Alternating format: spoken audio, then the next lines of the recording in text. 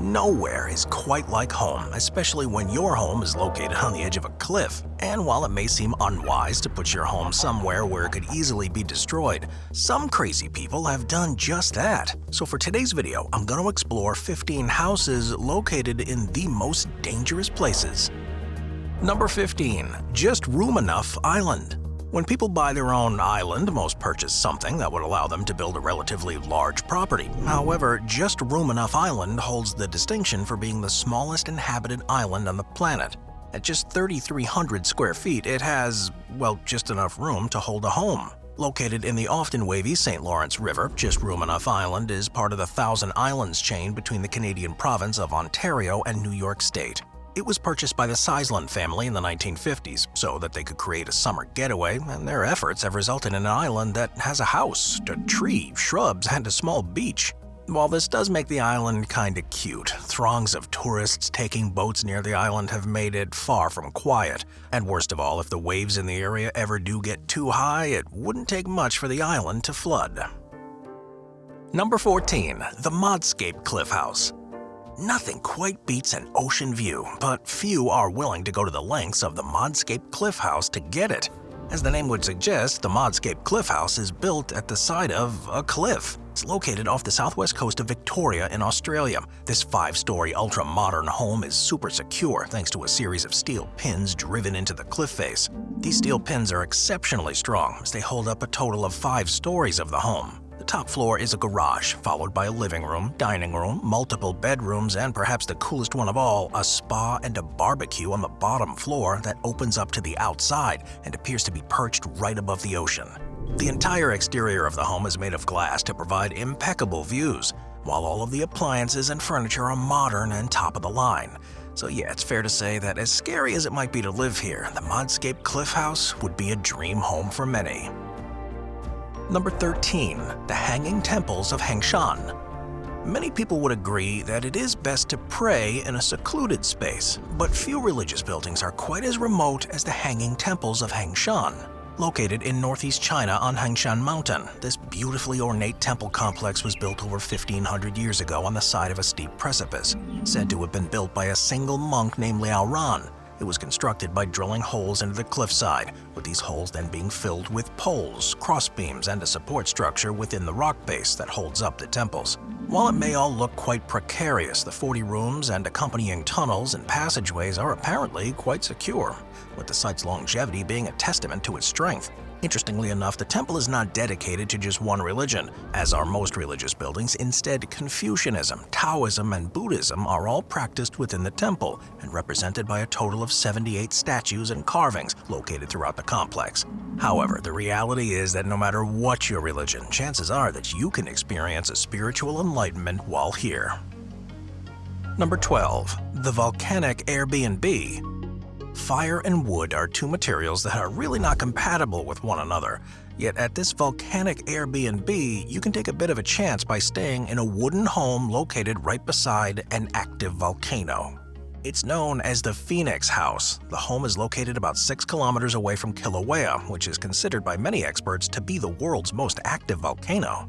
Surrounded by an expanse of dramatic black lava fields, the Phoenix House is located on an absolutely beautiful yet dangerous spot, although I should warn you that the home itself is quite small. Coming in at just 450 square feet, this tiny little farmhouse doesn't offer much space, but it makes up for it with its beautiful interior. It features a modern kitchenette, bedroom loft, living area, and bathroom, and has pretty much everything you could possibly need. Despite Phoenix House's remote location, it's got ample electricity, high-speed Wi-Fi, and hot water, and its position at the side of a volcano really allows you to go off the beaten path to enjoy Hawaii's natural side. Best of all, about $85 a night before taxes, cleaning, Airbnb fees, it is truly an affordable place to stay. You know, if you want to be in front of a volcano. Number 11. Liechtenstein Castle. Few castles are in a position that's quite as precarious or as beautiful as Liechtenstein Castle. Located in southern Germany, it's a privately owned Gothic Revival castle that was built between 1840 and 1842 atop a cliff after the old castle was torn down to create a hunting lodge. Since the Liechtenstein family had died out by this point, the castle was gifted to the holders of the Dukedom of Uruk, and its position around a cliff has made it both fairy tale-like and in danger of falling during an attack. Thankfully, this wasn't an issue for many years. After all, a trench along the fortress and cannons in the bastions on the walls were able to deter attacks during the wars of the 19th century. However, during World War II, an American tank passing through the valley below fired a shell that directly hit the main tower. However, in a massive stroke of luck, it failed to explode, saving the building from complete destruction. In 1980, much of the castle was finally restored, and in 2002, a full restoration was completed.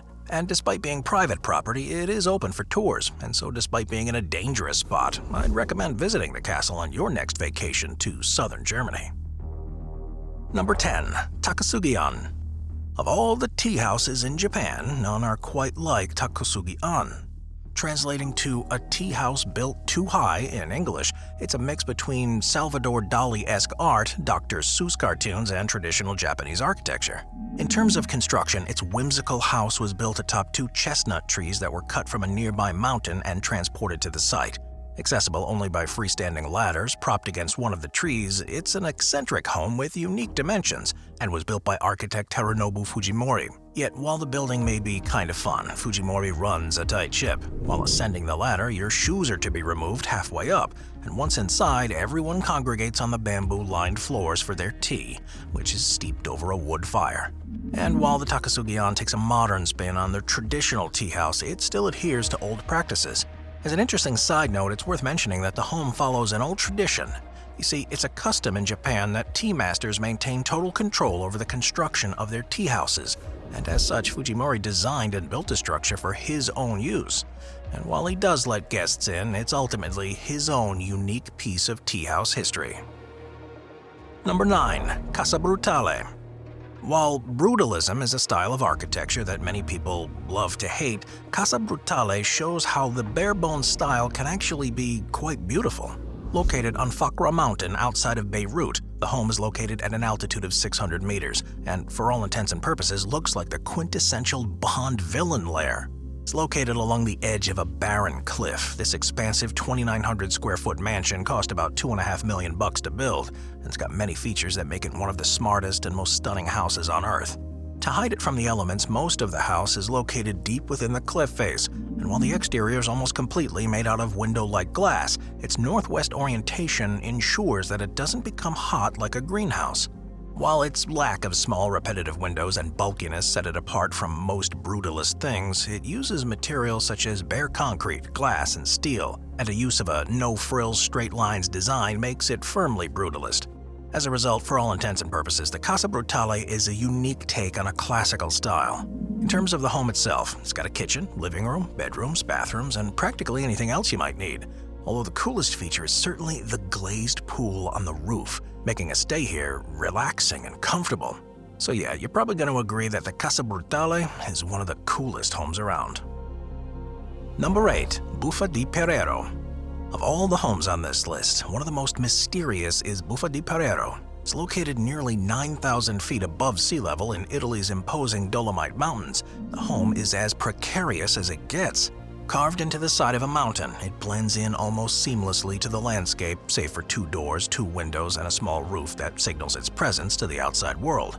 Now, this impressive property is believed to have been constructed over 100 years ago during World War I. It was likely built by Italian soldiers fighting the Austro-Hungarians in the mountainous terrain, and it's believed that they used the now concealed crash pad to store supplies and take shelter from both the enemy and the elements.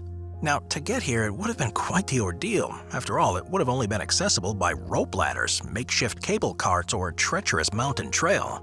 It is likely that soldiers in wartime would have taken the mountain trail, which is fitted with an array of steel ladders, rungs, and cables. According to experts, it would have taken a high level of fitness to traverse this, and the end result likely wouldn't have been all that fruitful. That's because upon reaching the Buffa di Pereiro, travelers would be greeted by some wooden chairs, and that's about it. As such, while this concealed hideaway was a great place to stay when hiding from Austro-Hungarian guns, it isn't the most luxurious crash pad out there. Number 7. Kachki Pillar. Nothing is quite like a room with a view, but a home that takes that concept to an extreme is Kachki Pillar. It's located in central Georgia in the small village of Kachki, and it stands apart from every other structure in the area thanks to the fact that it's located atop a 40-meter natural rock pillar. Now, the history of this pillar is pretty ancient. Due to its mystical feel, it was the site of a pagan fertility rite for many years. But when Christianity became a force in the region in the 4th century, the pagan rituals were swapped for Christian ones. In the 7th century, this led to the creation of a church atop the pillar in a practice resembling that of the stylites. These were early Christian ascetics who rejected the earthly goods and of all things prayed on top of wooden pillars. Therefore, to pray on top of this stone pillar was symbolic of this practice. If you'd like to get to the top during your next vacation to Georgia, I'm sorry to inform you that there are quite a few restrictions. First and foremost, it can only be reached by traversing scaffolding at the lower half of the pillar and an iron ladder at the upper half of the pillar, meaning that only those in good shape can get to the top. What's more, no women are allowed to climb it, effectively cutting out about half of all potential visitors. As such, while it is an impressive building, it's not open to everyone. Number 6. The Guangzhou Nail House. For years, the Chinese government has embarked on a massive development campaign, with much of this causing the government to purchase up large areas of land to create roads, hospitals, and shopping malls. And while most homeowners accept the Chinese government's offers and move on, there are a few homeowners that refuse to leave their residences. These are known as nail houses due to the fact that they stubbornly stick out like a nail in an otherwise completely changed area. There are several throughout China, although the Guangzhou Nail House may just be the most famous of them all. You see, the homeowner, who's only been identified as Miss Liang, held out for 10 years as she was offered more and more land for giving up her home. However, she reportedly refused because the replacement home offered by the government was in a bad location, and things eventually reached a deadlock when the government offered her 2 homes despite the fact that she was demanding 4. At this point, the government and real estate developer had enough and thus decided to build a highway bridge around the 430-square-foot home. And the end result has been a home that receives almost no light, a lot of noise and air pollution, and while it may seem like a horrendous place to live, Miss Liang has said that, quote, "You think this environment is poor, but I feel it's quiet, liberating, pleasant, and comfortable," end quote. Therefore, so long as she's happy and the highway can function, I suppose that this strange and somewhat dangerous arrangement does kinda work. Number 5. The Drina River House. Many people do dream of living in a small cottage by the water, but the Drina River House goes a bit too far by taking that concept to the extreme. It's located on Serbia's Drina River. It sits atop a set of stilts that put it just above the water level. This puts the river house in a stunning, yet very precarious position, and its history shows that it's far from safe. You see, the first rendition of the house was made all the way back in 1968, when a group of local boys created it as a fun summer project. However, by the fall, the river had washed away their simple wooden cabin. Despite this, though, ever since, the locals have worked together to make sure that the Drina River has always a wood cabin on it. While this has been a lot of work, after all, the current rendition, which was built in 2011, was the 7th river house to have been built. Most people say that it's been worth it, though. It is also worth mentioning that the Drina River House made the river somewhat famous. That's because while it remained relatively unknown for quite some time, in 1994 an annual regatta began to occur on the river that crossed right beside the river house. Eventually, its popularity grew, and in August of 2012, a picture of the house even won a spot as one of National Geographic's Photos of the Month. As such, despite being a piece of private property that cannot be visited, the Drina River House has remained pretty iconic to this very day. Number 4. Snake Island. Alright, now generally speaking, most lighthouses are surrounded by rocks or waves. This of course makes them pretty dangerous places to live. However, the lighthouse on Snake Island is a completely different animal. Officially, it's known as Ilha de Camara Grande. This island off the coast of Sao Paulo is known for being home to a colony of venomous snakes. In fact, 1 to 5 golden lanceheads can be found slithering around per square meter. And this is a problem because these snakes are responsible for about 90% of all snakebite deaths in Brazil. Among lanceheads, the golden lancehead is known to be especially dangerous, as its venomous bite is strong enough to induce terrible symptoms such as blood in the vomit and urine, intestinal bleeding, kidney failure, hemorrhage in the brain, and severe necrosis of muscular tissue. So, the Brazilian government banned anyone from stepping on the island very early on, and as part of those efforts, they built a lighthouse in 1909 in order to ward off people by keeping wayward ships from the island. However, because it wasn't automated, a lighthouse keeper and his family were forced to live there while they stayed in virtual captivity since it was too dangerous for them to leave the safety of the lighthouse. Thankfully, the situation came to an end in the 1920s after the lighthouse was automated, and today the only humans that need to venture onto Snake Island are the Navy technicians that must go there annually in order to do maintenance. Given how dangerous the island is, yeah, that's probably for the best. Number 3. The Bishop Rock Lighthouse. Few lighthouses are as lonely as the one that sits atop Bishop Rock. It's located about 28 miles off the coast of southwestern England in the Isles of Scilly. Bishop Rock is a somewhat sizable 8,000 square feet at low tide. However, at high tide, it's completely covered in water save for one building, the Bishop Rock Lighthouse. Constructed in 1858, it was built in order to put an end to the awful accidents that were being caused by the area's rocks. You see, in 1707, the HMS Association and 3 other ships crashed into a nearby rock, killing 1,500 people in the process. Then a little over 100 years later, Bishop Rock was struck by ships twice, and this finally prompted the British government to create a lighthouse in order to stop those collisions from happening. Now, the process wasn't easy. After all, the constant high tides often destroyed any progress that was made on it, and in 1850 the entire thing got knocked over during a particularly nasty storm, destroying what had taken 3 years and the modern equivalent of about $1.9 million to construct. However, the lighthouse was finally completed in 1858, and while it was pretty bare at first, renovation in 1887 made it somewhat comfortable, as it consists of 10 floors, has a living room, a bedroom, a water tank, 2 oil rooms, and a helipad on top. It was in this home that the lighthouse keepers would maintain the light, but after 1991, it was automated. While this could have spelt the end to Bishop Rock Lighthouse being an actively used place, it's since been converted into a hotel and can now be visited by those looking for a thrilling yet somewhat isolating stay. Number 2. The Lykov Family Hut. Siberia is not exactly the most hospitable place on the planet, with this being especially true in areas with no other humans in sight. Yet this was exactly the spot that the Lykov family chose to build their home. Now, I should be clear that they didn't go here voluntarily, rather they were religious refugees. You see, the Lykovs were part of a sect of Orthodox Christians known as Old Believers. This sect has been practiced since the mid-1600s, and while persecutions were constant, in 1922 the new USSR really began to pick things up. To put it lightly, they were not a fan of that religious minority and began to persecute and slaughter them indiscriminately. Now, once the brother of a certain Karp Lykov was shot outside their village, Karp realized that the lives of he and his family were in danger, and in 1936 he escaped along with his family to the wilderness of Siberia. There, they settled on the otherwise uninhabited Abakan Range, where they lived in almost complete isolation inside a small wooden hut. Their living conditions were, to put it mildly, absolutely deplorable. Not only did they have to face the brutal cold, but they had to survive by eating roots, grass, mushrooms, potato tops, and bark. Due to their lack of hunting equipment, they would very rarely eat meat, and things really got to a head in 1961 when Karp's wife Akulina died of hunger so that their children could survive. Despite this terrible event, the Lykovs continued on and ended up staying in the hut for 42 years. In fact, they only re-emerged in 1978 after being discovered by Soviet geologists. From there, the family would go on to learn about the outside world, yet unfortunate circumstances, 3 of the 4 children died within a few days of each other in 1981, while old Karp passed away in 1988.